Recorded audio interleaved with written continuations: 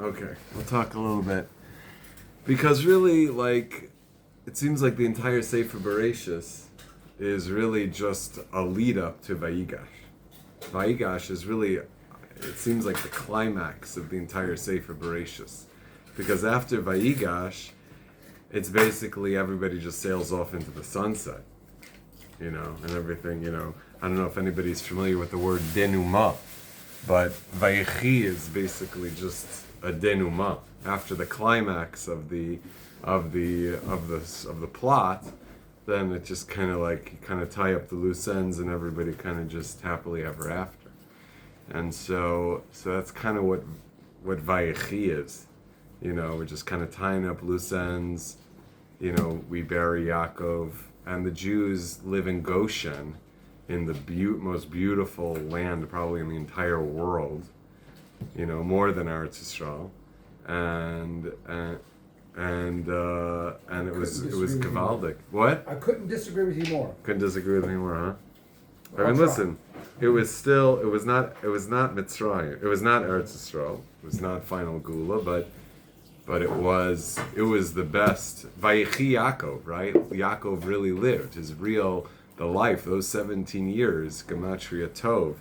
That was like Yaakov's. I didn't make this up. This was like Yaakov's. This is the best years of his life. And Goshen, really Am Yisrael living in Goshen, the prime real estate of the world, with nobody bothering them, just being able to just live and just be Am Yisrael. Okay, so they weren't on their land. Okay, they weren't in Eretz Yisrael, but they were on great land with nobody pestering them. Right, living a safe life. Living a safe, beautiful, happy, wonderful, unbothered, protected, kind of exalted life. I thought that they already knew something was brewing. I thought they were already aware that that it was starting to get ugly. Well, they knew that the Gullus was going to happen. They knew that there was going to be a time they were going to be in a strange land. I don't know how much. I'm not sure how much they knew. I don't know for a fact, but there is definitely a Masorah that they knew that they were going down to Egypt, that they were going to be there until they were going to come back to Eretz Yisrael, and there was going to be some difficult times ahead, and there were indeed difficult times ahead after we get to Sefer Shmos. But as far as Sefer Breishis goes, which is its own unit in and of itself, it's a really happy ending. And the climax to that happy ending is this meeting between Yosef and Yehuda. And so there's something very important about that meeting between Yosef and Yehuda that unlocks this happily ever after kind of ending. Okay? Can we move the camera down just a little bit? I think Let's see. How about that? Part. Oh, okay, let's see. This goes down like 6 inches down. Let's see. Okay, good. Life Okay. changes. It's very.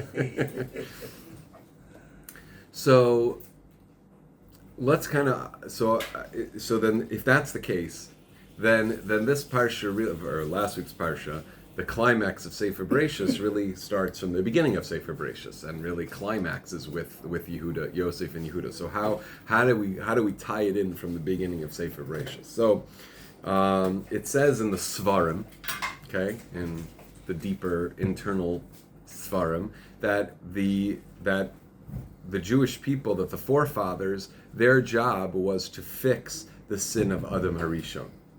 Their job was to fix the sin of Adam Harishon, and once the sin of Adam Harishon was fixed, that was now the Jewish people could start. Okay? And so Avram Avinu started the process, but he did not complete it. He had Yishmael. Okay, Yitzchak continued the process, but he did not complete it. He had Esav. Yaakov completed the process. He completed the process of fixing the sin of Adam Harishon, and all of his descendants were Jewish, and he was the Yaakov Yisrael. We are all Bnei Yisrael. And so, what was that process that then Yosef and Yehuda, because we're called Yehudim, right? We're Jews. We're Yehudim. So Yaakov, the fathers, started out the process. Yosef and Yehuda kind of model a certain okay, now once the Jewish people are created, Yaakov is now setting off. Once he's called Yisrael, and now he faces off with Esav and emerges victorious, and now the Jewish people are kicked off. So what are the Jewish people? Yosef and Yehuda. And then we find the end of Yosef and Yehuda's meeting, and then there's a beautiful ending, and everything's beautiful. Okay, so what happened? Okay, what is that? What was the fixing of the Adam of Chet Adam Arishon, and then how does Yosef and Yehuda? How do we see that in the life of every Yid coming to Geula? That we can come to Geula, we can come to Eretz Goshen, which I understand is right. Where it's not necessarily the final chapter, but it's the Muncie of its day. I mean, I think it's more like a mushal. It's more like a metaphor for it's symbolically the promised land in a certain sense. Okay? It belonged to Sarah. Goshen? Oh, it did? Oh, really? Paro gave it when Abraham and Sarah went down. Paro loved her very much and really wanted to take her for a wife. And even after he lost her and realized he couldn't do it, he loved her. She was so beautiful. It says that Paro gave Sarah the deed, the ownership of all of Goshen. Wow. Okay, so it was Sarah's real estate. So great, amazing. That's. He just Yeah, made what it, is he it? made it up. Can we go claim it? What is it today? What is geographics today? Anyone know? I don't know. I'm not a geographer. Yeah. I'm wondering what it looks like now. He made it up. So I have a good imagination. It's great. So when thinking about the sin of Adam Arishon, and the fixing of the sin of Adam Arishon, so I'm thinking, and these are my thoughts at the moment. So you can go through it. I'm making it up. So I was thinking, well, to think about what the fixing of Adam Arishon's sin was. You think about, well, when Adam Arishon was presented with his conundrum, with his nisayon, with his test, Chava coming to him and saying, "Honey, babe, I got some bad news. It's been an hour. I couldn't resist. I ate the fruit." What should Adam Harishon have done then? Okay, that's the fixing, right? Instead of what he did do, what should he have done? What would have been the tikkun? What should he have done? Divorce her. Okay, just like kick her to the curb. Tough luck, sister. After. Sorry about that. See you next lifetime. See you in the next galaxy. I'm sure there's something better for me waiting. He could have asked, Someone who can listen to instructions. He could have asked Hashem how to do tshuva on this mistake.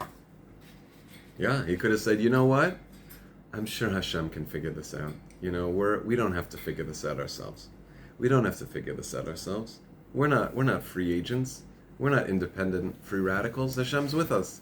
We can just talk to Hashem. He's great. Look at this beautiful garden he created. Yes, you made a mistake. It's probably my fault. You know what? Let's talk to the Rebbeinu Shalom, and I'm sure he can straighten this whole thing out." But he didn't. He felt some degree of internal responsibility, stress, pressure, that he had to do this himself, that Hashem was not his friend at this moment. He was not somebody he wanted to turn to at this moment for advice or counsel.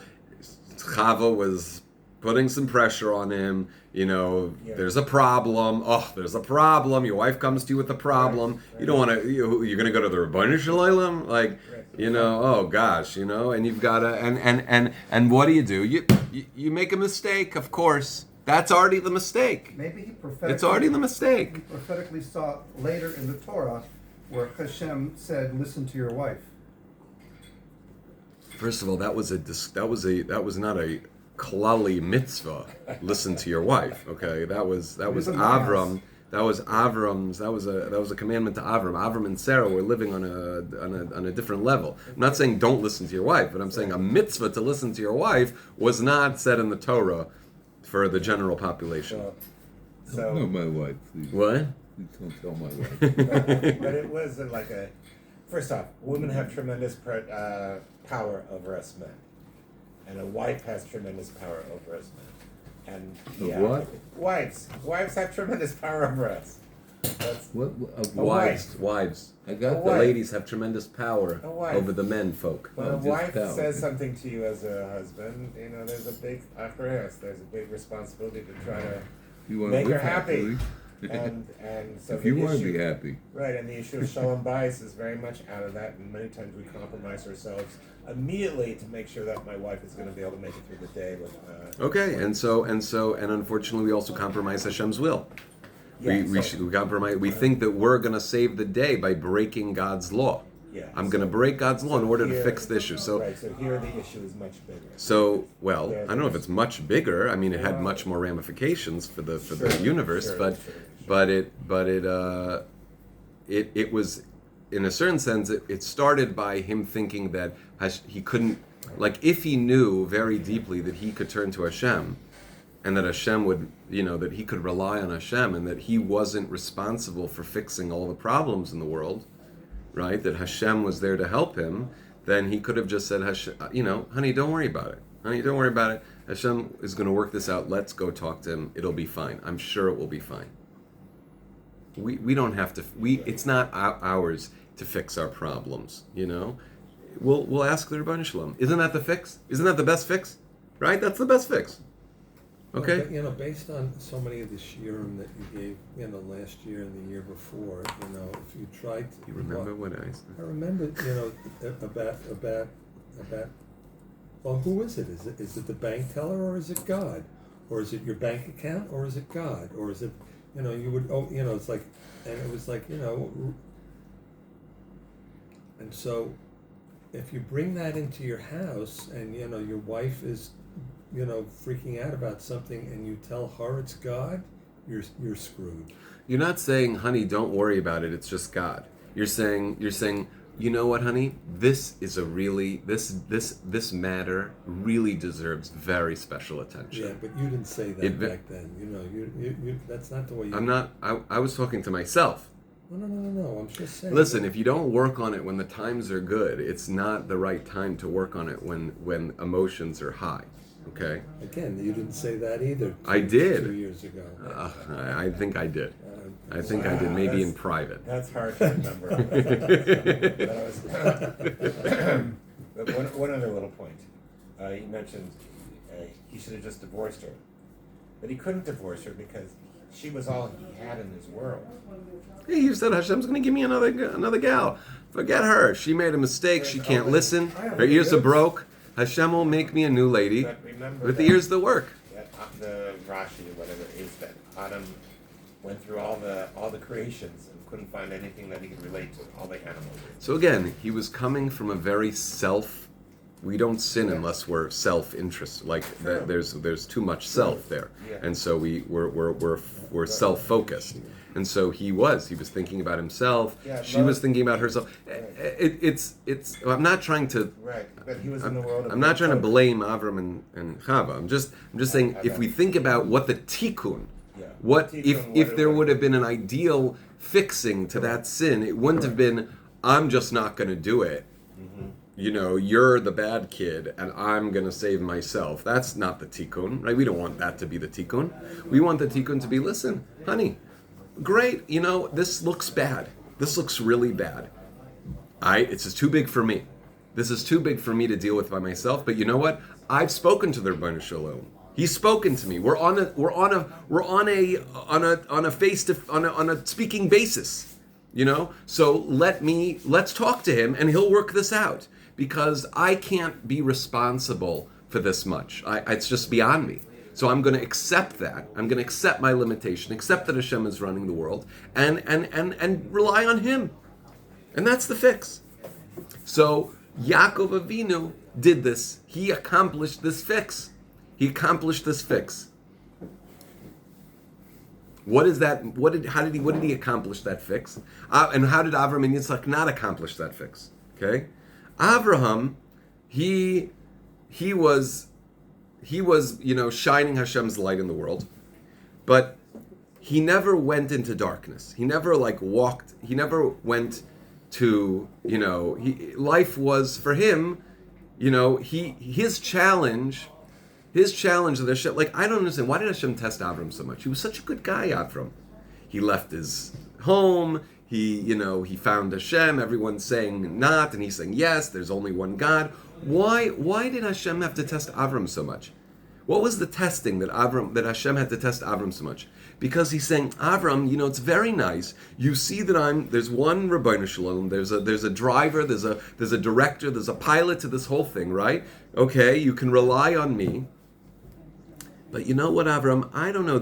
You used all your resources, your mental, intellectual faculties, your everything to figure out that I'm the Rabbeinu Shalom, that there's one director to the whole world, that I'm in charge. But you know what? It could be that you are doing this because it makes sense to you. It makes sense to you. It's not really me. You're not really following me. You're really following your sense of what's right and wrong. And it just makes sense to you. It makes sense to you. You looked at the world, you saw the sun and the moon and this, and you're like, you know what? There's got to be one thing that's just in charge of everything, and so it all makes sense to you. Let me test you to see if you really are connected to me, or you're just connected to what you think is right. Because you found me through your mind, so maybe you are just worshiping your mind. So I'll tell you to do something completely cuckoo. Yeah. And that will be the test. Will you follow your mind and say, this doesn't make any sense, I'm out? Or it's not about making sense. It's about you're the Rabbeinu Shalom. It's your world. It doesn't have to make sense to me. And I'm going to do it. And he passed. So that was step one. That this doesn't make any sense. This doesn't make any sense, but I'm on board. But he didn't fix the sin because he never really encountered sin. He never really dealt with darkness himself. Okay, he didn't have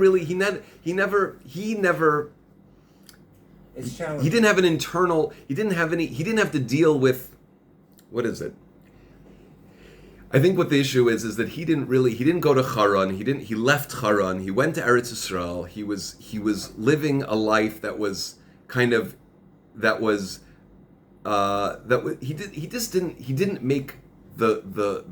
didn't have the Gevura. He didn't have the Gevura part of it. He was shining Hashem's light, he was reflecting Hashem's light in the world, but he wasn't like building vessels for Hashem. So there still wasn't like, I don't know, whatever it wasn't finished. Okay? And you see that when he left the world, no one stuck around. He had all these converts, he had all these, people, and then when Yitzchak took over, everyone left. No one was left. So you see that there wasn't enough of a structure there built that it wasn't enough to hold the whatever it was. When you say no one was left, just expand on that. Meaning he had hundreds or thousands of people, and they didn't seem to be sticking around. And Yitzchak Avinu was not the charismatic figure, because Yitzchak was so internal. What was Yitzchak? Yitzchak was whereas Avram was kind of this fire hose of, let me just shine Hashem's light into the world and see how amazing Hashem is, even though it doesn't make any sense, right? And that's what Avram had to prove, that it didn't have to make sense, that it's just what Hashem wants, right? I don't know why Hashem wants all this, and as soon as I'm thinking that I can understand it, you're off. I need to test you that it's not your understanding. It's just, it makes no sense, right? That's what you're serving, right? Not that because it makes sense to you, right? Avram had to prove himself. And the Akedah is the main example. The Akedah is the pinnacle of that. Example. Yitzchak was the receiver. He was Gevura. He was the one who was just ever basking in Hashem's light, just as a receiver. Gevura, we think of Gevura as strict discipline, but Gevura is also borders, like making borders. And those borders are a border that can create a vessel. They're a container, right? A container has definitive boundaries. And so Yitzchak, he was a perfect embodiment of that acceptance and containing.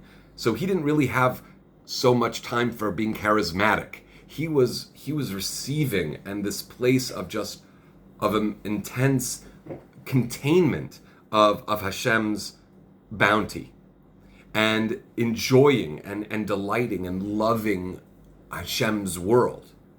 And he saw Esav as a great successor, because Esav loved to enjoy. He loved to delight. He loved to take pleasure. Esav didn't think he had to be worthy of anything. Esav didn't think he had to do something to earn it, because that's what, you don't have to do anything. You don't have to earn this. This is Hashem's. You don't have to earn it. But Yitzchak also, he had to stay in Eretz Yisrael. He had to stay sequestered. He didn't really deal with the outside world very suavely or cunningly. He had to stay inside. He had to stay inside, but he was amazing at what he was doing. So, and he had Esav, and it didn't finish. Yaakov Avinu, he had this, amazing, tzidkus, this yashar, tam, but then he had to go out. He had to go out and experience the world and darkness and say, Hashem is here. Meaning, it's very nice to say Hashem is here and He's running the show and I don't have to figure it out. It's not up to me. I can just always contact Hashem. I can always ask for help. It's not up to me. This is not my life that I have to figure out all by myself. Hashem is with me. I don't have to figure this out. It's not up to me. But it's very nice if you're sitting in a tent all day learning Gemara. Like, okay, great. So what's the kunz? Of course that's great for you. Go out to Lavan's house, try to figure out how to make a living, and then see Hashem everywhere. See Hashem there.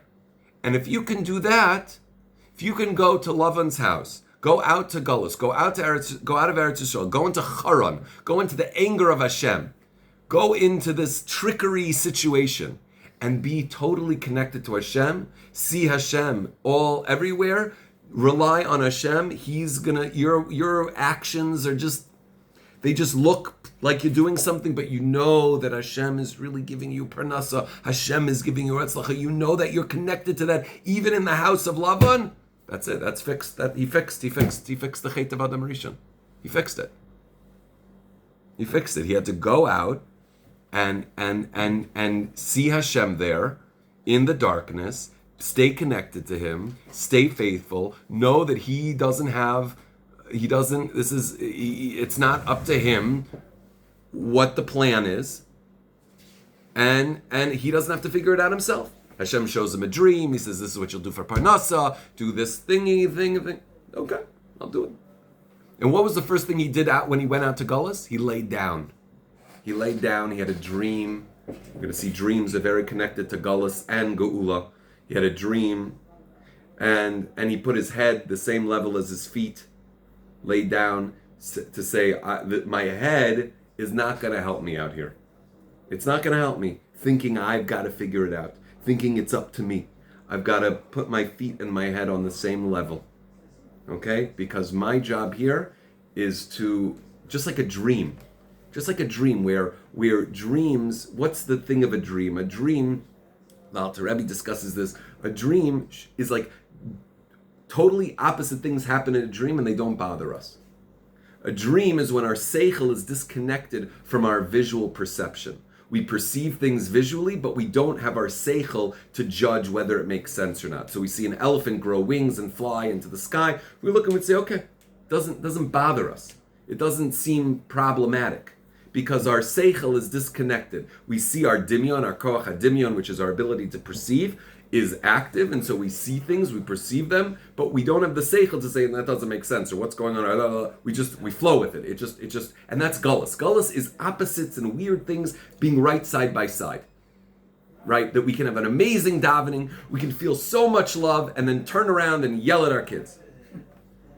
Okay, like it's like we have this amazing davening, and then we go and scream at our banker. Why didn't you? Like. What's going on here? Like it's like a dream. It's like a dream. And we say that when Gullus, it says in Shir Malos that when redemption happens, it'll be like we were dreaming. We're going to be like we were dreaming. So dreaming is, and what was this Yaakov's Avinu saw the thing up and down, up and down, up and down. That's what Gullus, up and down, just up and down. You don't know, it just goes up and down, up and down, and up and down. Don't freak out. Up and down, up and down. That's just how it is. Up and down, up and down. Don't worry. Don't worry. Don't worry. Okay? Hashem's here. That's the job. Don't worry. Hashem's going to figure it out. We just have to be in tune with that. We have to be in tune with that, and that's our job. And Yaakov Avinu was Matzliach, and he was Metaken Chet Adam Harishon. He was Metaken Chet Adam Harishon. Okay? Not really. Why? Because I don't know what the I mean, topic I don't. is. Huh? To correct. Thank you. Sorry. To correct. He fixed the Chet. He fixed the I sin. know what he Okay, said. okay. I heard what he said. Okay, it's fixed now. It was fixed, yeah. And now the Jewish people start. Do you get it? I don't get how it. He doesn't get it either. Okay, Thank so God. let's okay. Fix it. Let's just. How did it? Because what was Adam's sin? What do we think that Adam should have done? Like if we could replay it, and it would be the fixing of what he did. Instead of eating, what did he do? It was saying, I don't know what's going on. This looks bad. This looks really bad. Basically, he would just say no. No, he wouldn't just say no. He wouldn't just say no. He wouldn't just say no. I can't talk to you now. Oh gosh, you're messed up. Get that away from me. He would have said, let's go to Rabbanu Shalom. This looks bad to me, but you know what? I have no idea what's going on. I'm not in charge of the world. Okay. Rabbanu Shalom, fix this. You fix it. What do we have to worry about? You fix it. What's the problem? Hashem, help. She ate. I gave her the instruction. It didn't work out. Maybe I said it wrong. I don't know what happened. Hashem, help. So what is that? It's saying that in this world, is the fixing is that to be in a difficult situation, very tried, and it looks really bad, and you're able to be connected to the Rebbeinu Shalom, to stay connected to the Rebbeinu Shalom, trust him, know that you don't have to have it figured out. You don't have to have it figured out. And you rely on him, you ask him for help, and that's how you live your life. Right, but we also have the concept that the Rebbeinu Shalom does simsum. He pulls back, and he expects us to step in. He wants us to work on it. So, It's not yeah. always like he says, like it says. This us is to not work the on time. what? On whatever the issue of a conflict, and like why did Hashem let Eve go through that and actually pick the fruit and eat? Well, Chava may have had a very deep reason for eating. That she saw that at the current situation, our level of trust and connection to Hashem is extremely superficial, and will only remain superficial if we don't go the hard, long way. And she, being the body, being more connected to the body, knew the depth, sensed the depth that was possible, that was going to perhaps be unattainable because they were just on seventh heaven the whole time. That she said, no, there's so much here. We gotta bite the bullet, and we gotta experience the real depth of experiencing Hashem in all the layers down that we would not be able to do if we just all were just hunky dory the whole time. And so therefore I'm gonna do this. Heck with all this. I'm just gonna wallop. You know, it reminds me the Alter Rebbe wrote. He would the Rebbes, the Rebbeim, they would write things and they wouldn't want their Hasidim to see them, and the Hasidim would always steal them, would always find them and steal them and copy them down, and out of their great love for their Rebbe's Torah. And so there were a lot of fires, and there was a fire in the Alter Rebbe's whatever, and writings were destroyed. And he asked the Hasidim, did anybody copy this? And he said, Rebbe, you wrote on the Ksav, anybody who copies this without authorization is going to get chayrim and lose their olam haba. Da da da da da. How? That's what you wrote on it. And he said, where's the Mesiris Nefesh of the Hasidim for the Torah? Okay, so that reminds me of that. I don't understand that either. No, I can't get it. You don't understand that either? No. Yeah. So, Meaning to say that, okay, I wrote you're going to be in Chayim, but What do you care about? Your life? This is your Torah. Get the Torah. That's what it is. Get the Torah. You're worried about Chayrim. Right. Get the Torah. So when you know that something is not. Yes, it's right. Okay, listen. You're stretching. It's okay. Okay, I'm not talking about Chava right now.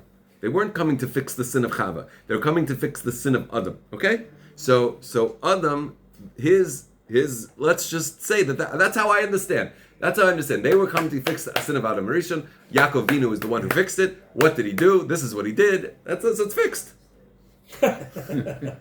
So what did he do already? What did he do? He went out into the darkness. He went out into the darkness and said, in the darkness, in this nisayon of being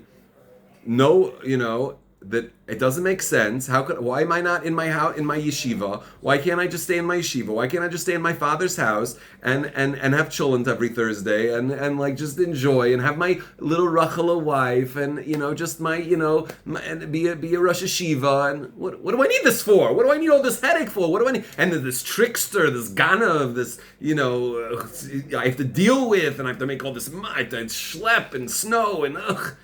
You know how cold snow is? Do you know how cold it is? When was the last time you felt snow? It's cold. Ugh. Okay? So Yaakov Avinu had to deal with this. And he did it saying, the Rabbeinu Shalom is in charge. I don't have to figure it out. It doesn't have to make sense to me. It's not me who's doing this. I'm protecting my head. He protected his head. He put the rocks around his head. And he said, I don't want these negative thoughts to come in to think that I know what's going on. I have to figure it out. And yes, Hashem gives us achrayus, and He gives us a life to live. But part of the life that He's giving us to live is to have our sails open to the winds of what Hashem is pushing us. And so often we're saying, Hashem, you stay over there, and I'm going to figure it out. And I'd actually prefer that you stay over there and not mutcher and mess up in my life. So that we think that, Hashem did tzimtzum, we maybe think He did a little more tzimtzum than He actually did. Or we would have liked Him to do a little more, hey, Hashem, could you do a little more tzimtzum over here? I need some, excuse me, you're bothering me. Contraction, a pulling back. To create this world, he had to pull back. Was Chava's sin ever corrected? I don't know. Ask your wife. Ask your wife. That's great. Okay, so now Yaakov fixed the sin. Don't ask me. I didn't make that up. Okay. We're gonna let So he fixed the sin. That is my understanding of how he fixed the sin, of what the sin, how the fixing would have been, and how Yaakov Avinu did accomplish that in the most sublime, the most thorough way. So now that that's fixed, now it's the beginning of the Jewish people. And so Eila told us Yaakov Yosef. Who's the main progenitor, who's the main successor of Yaakov's avoda, and is Yosef.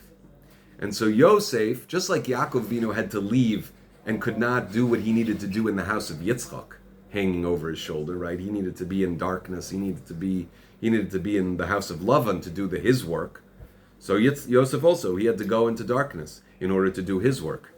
He couldn't be in the house. He couldn't do what he couldn't eke out what he needed to prove and what he needed to refine in Yaakov Avinu's house. That just wouldn't have worked. You don't have that pressure, right? A diamond can't be formed. It can't be revealed on a cushion, right? It needs that pressure to create it. So I'm not saying that he needed to create, but in order to express what Yosef Hatzadik's koyach was only going to be expressed outside of Eretz Yisrael, outside of Yaakov Avinu's house, in the darkness, in the bor. And Yosef Hatzadik, he was just able to just channel Hashem. Like he was just he that's it. He took Yaakov Avinu's avoda and he went with it in the darkness, not questioning, not challenging. This is Hashem's will for me. He knew he had the dream, right? He had the dream that I'm going to be the leader. Everything's going to work out at the end. It's all going to be fine. But I don't know how the script is going to look. No one asked me how the script is going to run. So I get thrown in a bore, my brothers sell me, I go into this house, I get this, I go into prison. Okay. This must be how it goes. I got a problem with that? What do I have a problem with that? It's Hashem's will. This is Hashem. Everything's Hashem. The brothers didn't do nothing. The Potiphar didn't do anything. Nobody did anything. It's all Hashem running the show. Hashem's running the show. What's my problem? You have a problem with when Hashem's running the show? You know better? So Yosef HaTzadik was able to hold this. This was his. He was like a pipe, right? Whatever goes in, that's Hashem. And he was able to. He didn't challenge the system. I'm sure Potiphar and the prison warden. These were not savory individuals that we would have liked to associate ourselves with. But Yosef HaTzadik was their personal secretaries, making everything run like clockwork. He didn't say, I don't think we should be doing this. No. His job was not to challenge what the system was. It was just to say, this is Hashem, and I see Hashem here, and I'm connected to Hashem 100%, and the bracha of Hashem flowed through, and that's it. And he ended up getting the system to feed the whole world, right? And to work. But he didn't challenge it. He didn't challenge. That was not his. He was not challenging anything. He was there to just make sure that he was connected to Hashem the whole time. And that was the dream, right? Even though it looks horrible, even though it looks terrible, who says this is bad? Who says this is not? Who says something's off?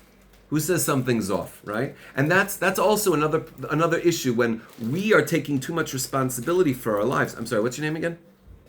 David? So when we're taking so much responsibility, sometimes we'll say, "Oh, this is a problem. There's something wrong going on here." And who says? Who says there's a problem? Who says there's a problem? What, Hashem didn't do this? Hashem did this. So Yosef HaTzadik was just holding there completely. Yeah. Okay. What was the difference between Yosef and Yaakov? Hashem can be running the world. It can still be a problem in your life. A problem in your life? Yeah. Chas v'shalom, a problem in your life. The problem in your life is that you don't see that Hashem is running the whole show. Yes. Yeah, the problem in your What's the life- problem? Otherwise, what's the problem? Because you didn't see that Hashem is really running the show. Well, If you could see that Hashem is running the show, then your problems go away. I could see that you could understand that you're a soldier that just lost your leg in a war. That's going to be a problem for you. You can say, yes, Hashem, that happened to me because Hashem wanted it to What's happen the to me. problem? But for the Because rest I'm a of my ballroom life, I've got to dancer? walk around with Because a I'm a leg. ballroom dancer, it's a problem, so I have to find a new parnassa? Yes, exactly. I have to find a new parnassa? Exactly. It's up to me to find a new parnassa? A one leg. Give me a break. parnassa. Give me a break. Hashem made the one leg. He made the two legs. He made the one leg. We're taking too much. That's a problem. We're taking too much responsibility. We take too much responsibility, too much credit for what we're doing. I thought there was no For what we're doing. We're thinking, Rabbanu Shalom, just stay over there. The guy who's looking for the parking spot. Right. He's looking for the Never mind parking that. spot. Yeah. And I said, okay, Hashem, I'll donate $100 if you just find it. Oh, wait, forget it. I said, there's a guy, come here. Yeah. We just take so much credit for good and for bad. For good, we take credit. I don't think that Hashem is pumping the blood through my veins, and I don't think He's keeping me alive. I don't think He's making all this stuff happen. This is just me. I'm doing this, and when something's bad, also, it's a problem for me. Biologically, who's first, Yosef or Yaakov? Who's what? First. Biologically? Is that what you said? Biologically, Yosef is first. Why? What? He's his son. What? Why is What do you mean biologically? First before Yehuda? The story of Yosef comes before Yehuda. Yeah. Well, how come Yosef didn't fix the problem? How come we had to wait for Yehuda? What was the difference? Oh, so first of all, the Chet Adam Rishon is already done. Okay, we solved that problem. Now, We solved that problem with Yaakov. Right.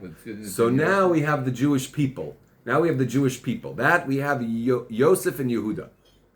Okay? So Yehuda, what does Yehuda do?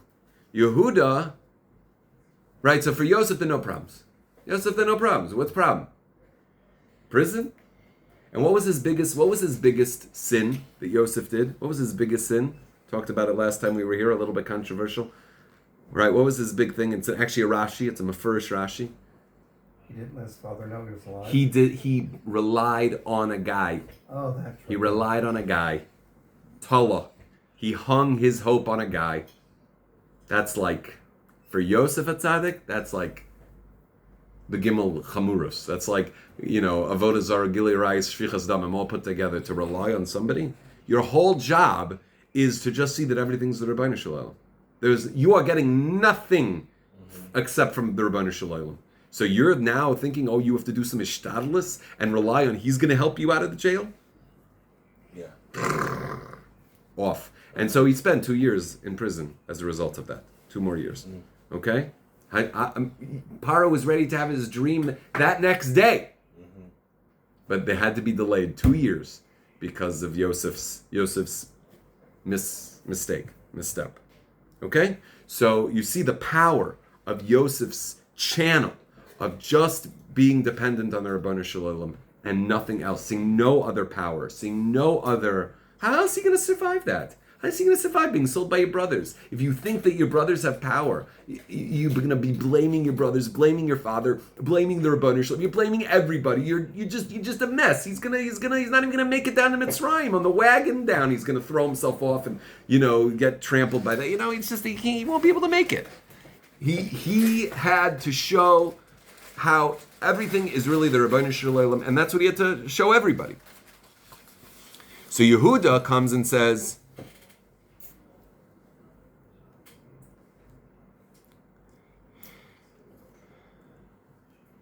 again, we said that Yosef saw this, he lived this way, but he did not challenge the system. He did not challenge the system. Okay? He worked in the system. He worked for Potiphar, he worked for the prison warden, he worked for Paro, he worked for these mushchasim, these terrible people. He worked for them and was a valuable and loyal helper for these terrible people. Okay? It was an asset. He was a great asset. Okay? He didn't challenge the system. He knew Hashem was there without having to challenge the system. Yehuda came and said, what was Yehuda? He's looking at Yosef, who he does not recognize, and he's like, this is the king of the world, basically. I'm speaking to basically the king of the world, right? Trump, Nebuchadnezzar, all, Achashverosh, all put together. Here's Yosef. And he says, no. This is not how it works. No. Hashem runs the world, not you. You don't have any power. That is Yehuda. That is the Jew. The Jew comes and says, I'm not, this is not, no. That's not how it goes. Who is Ha-Yehudi? Who's Ha-Yehudi? Who's another Ha-Yehudi who very much expresses this element of Yehuda, standing up like a king, like a lion, against what the world says has to be? Mordechai Ha-Yehudi. Mordechai Ha-Yehudi. He came and said, Haman, you think I'm going to bow to you? Yeah. You think I'm going to bow to you? I'm not just going to go into the base medrash while you're out so we can avoid each other. I'm going to get in your face and I'm going to say, no, I'm not bowing to you. I'm not bowing to you. This is not how, no. Hashem runs the world. I will speak to power. I will speak back to power and say that the whole world can tell me X equals what. I'll say, no, sorry. Hashem runs the world. It's not how you say. Right. Phrases, speak truth to power. Speak truth to power. Yosef didn't speak truth to power. He held on to truth, but he did not challenge the power. He knew internally what it was, and that was great. That was he was like that pipe. Yehuda is saying,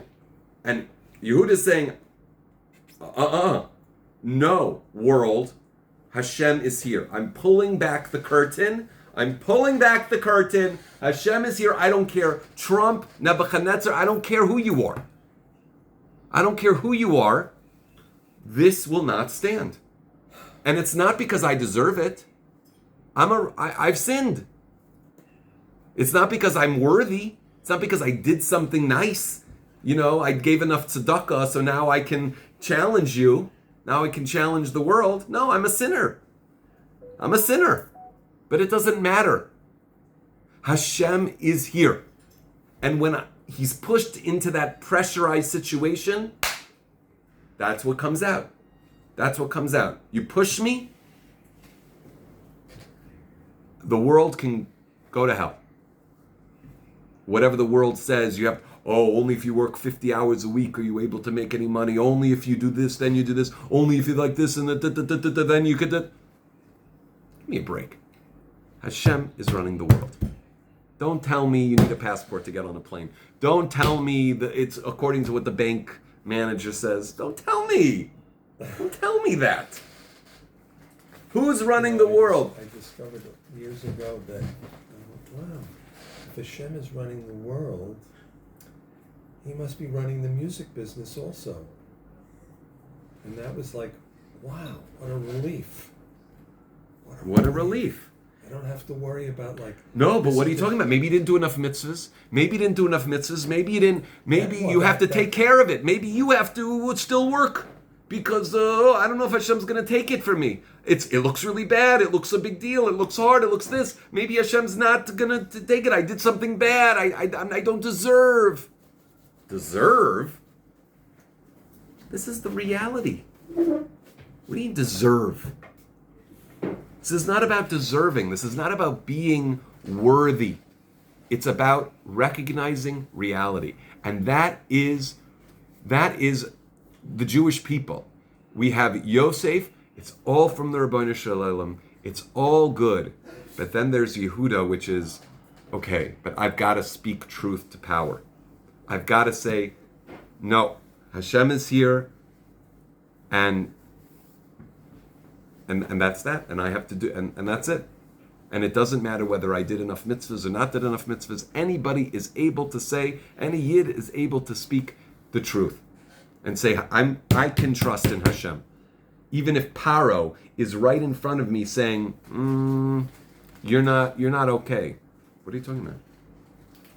Hashem is, it's like Yosef telling him to break Shabbos. And Yehuda is saying, no, it's not going to work. Sorry. I don't care who you are. You have no power.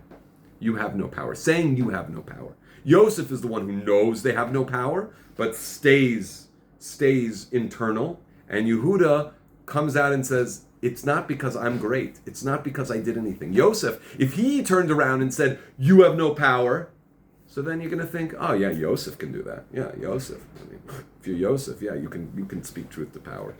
But if you sinned once in your life, then you can't do that. Oh, so that's why Yehuda came. Yehuda had to show that even if you're a sinner, you can do it. And it works. That it's true. You can say Hashem is here. Even if you don't earn it. Even if you didn't deserve it. It's not about deserving. It's not about earning. It's not about logic. It's not about, this makes sense. With Yosef, yeah, you speak truth to power. It makes sense. He's a tzaddik. He's a tzaddik gomer. Speak truth to power. Me? Forget it. I just got to keep doing my job. I just got to keep, making people happy. Killing myself to make people happy. You can't say, no, Hashem doesn't want this for me. You can't say that. How can you say Hashem doesn't want this for me? You got to keep working. You're in Russia.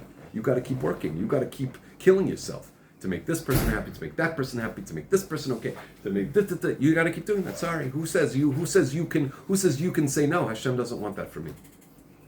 So Yehuda comes and says, and that's why we all sail off into the sunset, because Yehuda came and said, no, even though I'm nobody, even though I've sinned, even though I've done bad things, Hashem, I can say that Hashem is here. Not because I'm great, not because I did anything so special at all, but because this is the truth. And that's how we all sail off into the sunset. Okay? So we have the Jewish people is Yosef. You're doing it again. I mean, and Yehuda. It's What? Nothing. You're doing it again. What am I doing again? It's like, this is the truth, and that's the end of it, and get with the program. And so when your wife comes into the room and she's got, it's like, oh, well, darling, just get with the truth, and this stuff's not going to bug you. Well, what are you bugged about? I mean, What are am I you bugged? scared? Me? I mean, your wife comes in. She says, we need a new washing machine. I need a new washing machine. No, I no, need no, a new. no, I need a this new is not- mixer. this is I not- need a new. I need a new No, dress. No. It's like it's like somebody hit somebody hit the bumper or something, and and I'm gonna get them, and well, that stuff. Not I need a new. washing You don't machine. have to convert your wife. You don't have to convert your wife, but you have to. You have to know. You have to think. You have to feel. You have to. I see. Okay. I know. It's What, it hard. sucks. What do you- It's hard. But again, Hashem is sending you this woman with this problem. And so if you think this is just a problem that you've got to solve, then you're right. Then you're back in Adam, pre-tikkun. So we're after that. We know that the chet has been fixed. We know that his sin has been fixed already.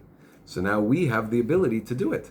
We can do it. We can say, I don't have to be Yaakov. I don't have to be Yaakov Avinu. I don't have to be Yaakov Avinu to do this. It's been done. So now I just have to follow in my father's footsteps and fix it and do it and just internalize it myself and not be afraid, not think I'm on my own, not think I'm the one who has to be responsible for anything, any issue, every issue. What do you mean? Why do I feel so responsible for everything? We have to be Yehuda. We have to speak truth to ourselves. What am I thinking? What am I driving myself crazy about? I don't think Hashem's got me. Okay, so sometimes Yehuda, right? He didn't do it in a vacuum, right? He had to be pushed into the situation. Yosef pushed him into the situation. We're many times pushed into a situation where it's a breaking point, where we have to hit rock bottom before we can speak the truth. So I don't think it has to be that way necessarily. But we get pushed. Asara B'Tevis, just to end on this note, Asara B'Tevis, what are we commemorating on Asara B'Tevis, that just was yesterday, was that they sieged Yerushalayim. They sieged Jerusalem, so what? They sieged Jerusalem, so what? Nothing happened, nobody died, no stone was injured, there was nothing, no problem happened. There's no problem. So it got sieged. Okay, so they couldn't get food out, so it's not a problem for another few weeks. They had storehouses of food. Well, what's the big deal? Because it was that time that Hashem was saying, I'm putting a little pressure on you. Do tshuva now. Do tshuva. There's just a little pressure. Nobody got hurt yet. Nobody got hurt. Nothing got hurt. Nothing got destroyed yet. No brick got ruined. Putting a little pressure. Oh, when we can respond just to the pressure before anything really bad happens, we've started Geula. We've started Geula. Asara B'Tevis is the first thing. First they surrounded, then they broke, then they destroyed. Okay? So this was the first thing. And this is where the Geula is going to start from. From just feeling the pressure, we can do tshuva. We do tshuva, say, Rabbeinu Shalom, you're here. You're here. That's it. I don't have to fix this. I don't have to be worthy. Okay. God should help us.